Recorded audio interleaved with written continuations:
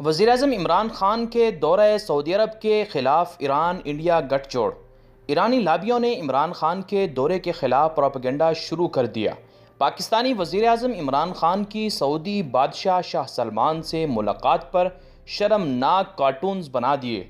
इमरान मुखालफत में जरदारी और नवाज शरीफ भी ईरान के करीब हो गए। ईरान नवाज हलकों की इस बेचैनी की बड़ी वजह सऊदी अरब का सी पैक में शामिल होना है। सऊदी अरब सी पैक में 10 अरब डॉलर से ज़ायद सरमायाकारी कर रहा है। सी पैक में सऊदी अरब की शमूलियत ईरान को बिल्कुल बर्दाश्त नहीं है। ईरान पहले ही सी पैक मंसूबे को सबूताज करने के लिए चाबहार पोर्ट इंडिया के हवाले कर चुका है, जबकि अफ़गानिस्तान में ईरान और इंडिया मिलकर भारी सरमायाकारी कर रहे हैं। अब देखना यह है कि इमरान खान हुकूमत सी पैक मंसूबे के ख़िलाफ़ इंडिया ईरान साजिशों का मुकाबला किस तरह करेगी और पाक सऊदी ताल्लुकात में बेहतरी के लिए इमरान खान हुकूमत क्या इक़दामात करेगी।